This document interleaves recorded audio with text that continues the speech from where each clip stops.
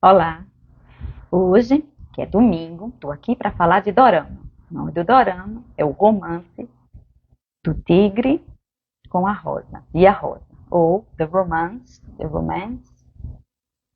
of Tiger and Rose. Ele é um dorama só para as dorameiras, porque ele passa em aplicativos, né, em stream de produtos asiáticos, né, de conteúdo asiático, ou no Viki ou no ITV.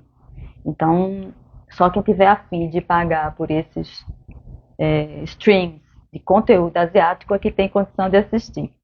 Mas, se vocês quiserem encontrar no Telegram, normalmente tem. No Telegram tem vários grupos que colocam links para assistir de graça, mas é um pouquinho mais complicado de assistir. Eu pago os streams, porque vale a pena para mim pagar os streams. É baratinho, não é nada muito exorbitante. E você tem um número enorme de doramas de boa qualidade para assistir. Bom, por que eu pensei em falar? Eu já pensei em falar em vários outros doramas, já falei de alguns. Normalmente é no domingo, porque eu assisto no final de semana mais, então a coisa fica mais fresquinha na cabeça. Bom, então, esse do romance, né, fala de uma roteirista, né, uma escritora, que está fazendo um roteiro para um dorama, né, uma novelinha. Ele é chinês, tá? Ele não é coreano, é um C-drama. E aí ela vai estar escrevendo, só que ela tem várias questões internas que ela está tentando resolver através da história. Inclusive a relação das mulheres na nossa cultura, principalmente na cultura asiática, onde as mulheres são muito submissas, né? Tem uma cultura de maior repressão ainda do que o ocidental em relação às mulheres. E aí ela cria na fantasia dela a história de uma cidade que quem manda é as mulheres e os homens são tratados como seres de segunda categoria. Então eles não podem estudar, eles não podem ter cargos importantes.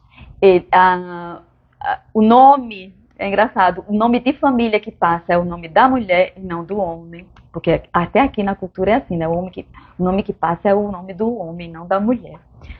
Então, tem várias coisas, né, onde as mulheres têm dominância, têm poder nessa cidade. E a cidade tem personagens, os personagens principais estão nessa cidade. E tem uma outra cidade que corre normalmente, com os homens sendo no comando. E o rapaz da outra cidade tem uma doença cardíaca. E ele acredita que na cidade das mulheres tem a cura para a doença dele. Então ele planeja invadir a cidade se colocando nessa posição de inferior para obter a cura dele. E depois que obter a cura, ele dominar a cidade. Ele invadir essa cidade e transformar ela numa extensão da própria cidade dele. E tem duas personagens. Esse é o personagem masculino principal. E tem uma personagem feminina, que é a moça que está sendo preparada para assumir o poder da cidade das mulheres. E tem uma personagem secundária, que é uma personagem de apoio, que é chamada da Terceira Princesa. E aí, a roteirista... É um filme de fantasia, né? É um dorama de fantasia. E aí a moça pega uma gripe, a roteirista pega uma gripe, uma doença, e ela meio que desmaia. E nesse desmaio, ela começa a ter um sonho, que é ela entrando na história, como a personagem da Terceira Princesa, que morre logo de cara, porque essa Terceira Princesa era uma princesa mimada, e aí ela rouba o marido, que poderia ser da segunda princesa, que era a irmã que ia assumir tudo. E aí ela rouba o marido da menina e casa com ele, e ele mataria essa terceira princesa, na história que ela criou. O protagonista masculino mata a terceira princesa com veneno na noite de núpcias, e acha o remédio para a cura dele, invade, mata a mãe dela, mata todo mundo e casa com a segunda princesa, e depois toma a cidade, e no final das contas a segunda princesa fica com tanta raiva dele que no final ela mata ele. Então é um drama, né, que ela criou, mas só que ela entra nisso e ela ia ser morta logo de cara, né? Assim que ela entrou na história, ela ia ser morta. Primeiro, ela deseja ser morta logo. Aí ela vai acelerando tudinho para ela morrer e ela acordar de novo como ela mesma, e não como uma personagem do dorama, do roteiro que ela está escrevendo. Só que isso nunca dá certo. Nada do que ela planeja dá certo. Então é um erro em cima do outro, um erro em cima do outro. Ela permanece viva, ela não morre, ela permanece casada com o rapaz se apaixona por ela ao invés de se apaixonar pela segunda irmã, e a história é toda mudada. Mas o ponto aqui é que, como a história é toda mudada, porque ela alterou, por ter conhecimento, ela foi alterando as variações, né? A essência ela não consegue mudar, mas as variações ela consegue mudar.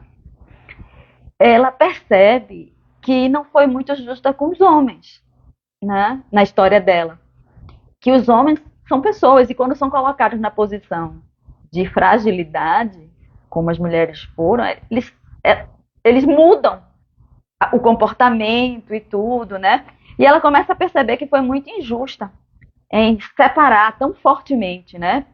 Porque na cidade onde ela criou, na fantasia dela, no roteiro dela, nenhum homem tinha poder para nada, nem estudar. Eles tinham sido tirados, alijados de tudo, como as mulheres foram, tá? E isso não é bom nem para as mulheres, mas também não é bom para os homens, né? E ela começa a entender que essa não seria a solução para que as mulheres pudessem ter poder. E aí ela tem essa compreensão e a história começa a mudar. As duas cidades começam a se modificarem. Então, por exemplo, ela vai com o marido, né, que ela casa com o cara da cidade dos homens, né, então ela vai para a cidade dos homens porque ela cria tanta confusão na cidade das mulheres que ela é expulsa da cidade das mulheres. Então ela vai para a cidade dos homens. Quando ela chega na cidade dos homens, ela começa a inspirar outras mulheres. Aí, na cidade dos homens, as mulheres é que não podiam nada, né, não podiam saber textos, não podiam desobedecer os maridos, lá. E aí ela vai inspirando as mulheres da cidade a ter aquilo que ela naturalmente tinha, porque na cidade das mulheres quem mandava eram as mulheres. E causa uma revolução, inclusive nos homens da cidade, que inicialmente ficam muito exasperados com a mudança, né? Mas aí o imperador, né, o rei da cidade, não chamava nem rei, chamava mestre. O mestre da cidade, que era homem, compreende, e até a mulher dele pede o divórcio. A esposa do mestre pede o divórcio, diz que vai ficar como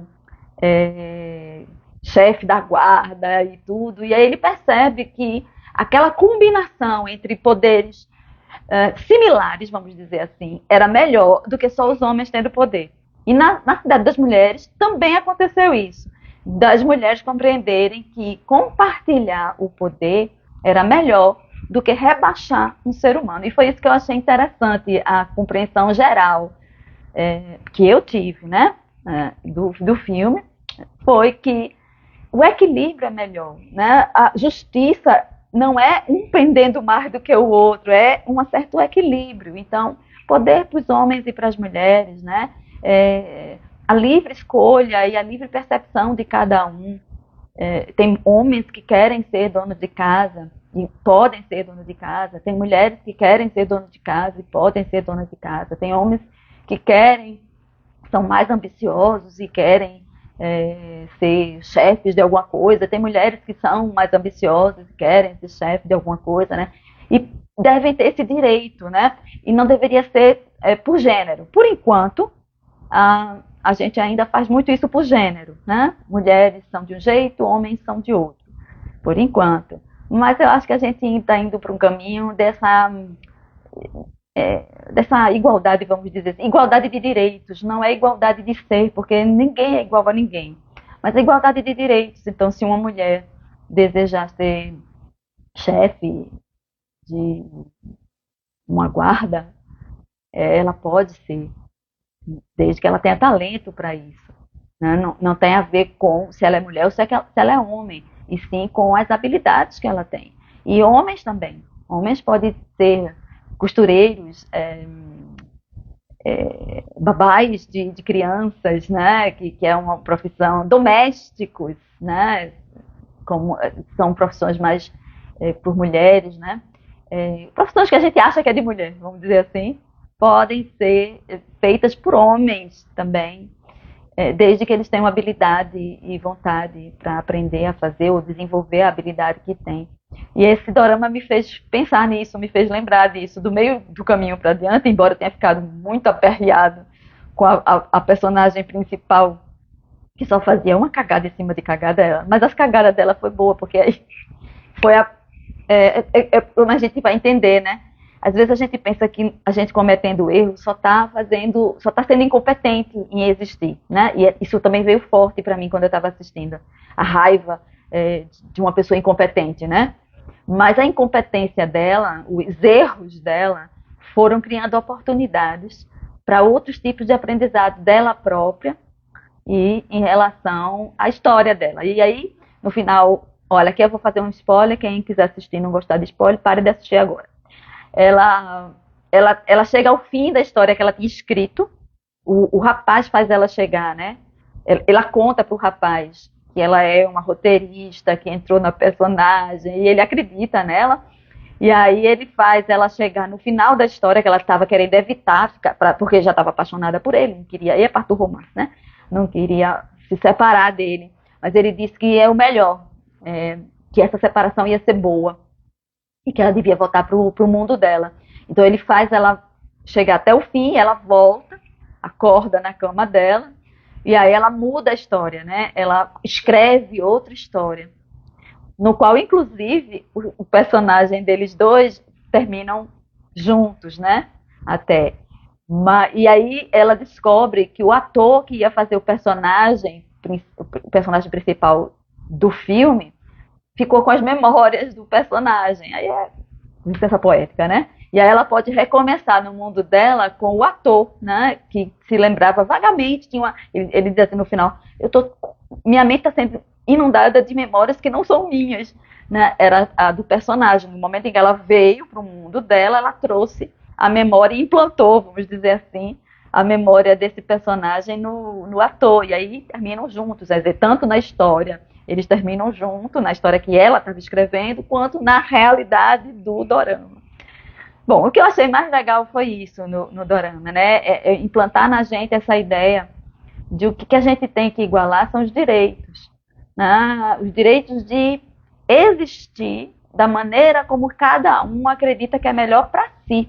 Né? A liberdade de fazer isso. Eu acho que fala muito isso embora seja um dorama de comédia, bem levinho, que eu só gosto de assistir assim, ele, para mim, trouxe essa reflexão, vamos dizer assim, para a gente se lembrar, quando a gente estiver com muita raiva da nossa cultura machista e só quiser o mal dos homens, para que eles saibam como estar na pele de uma mulher, entender que isso não vai acontecer, eles não vão ficar na pele de uma mulher, isso não vai acontecer, mas a gente pode equilibrar isso na gente, dizendo eu tenho direito e eu posso ir além disso. E nesse momento, quando eu assumo os meus direitos, o outro, a polaridade complementar oposta, ela também vai para o equilíbrio dela. Bom, é isso que eu gosto de pensar. Né? Eu sempre gosto de pensar que a gente pode fazer modificações da maneira mais amorosa possível. Por isso que meus líderes políticos são Mandela, Gandhi, Martin Luther King, né? Que fizeram modificações com o mínimo de violência possível, né? Baseados nesse coração amoroso. Né? Todos três, na minha opinião, em algum momento da vida, encheram o coração de amor e foram ensinar pessoas a lutarem pelos seus direitos, pelas mudanças que precisavam fazer, mas movido mais pela energia do coração, do amor, da compaixão, do que da raiva, da violência, né? da destruição do outro, da aniquilação do outro diferente. Bom, então esse é o dorama, que eu assisti, o C-drama, na verdade, né, que é chinês. O romance do tigre e da rosa. E até a próxima, falando sobre dorama. Tchau, tchau.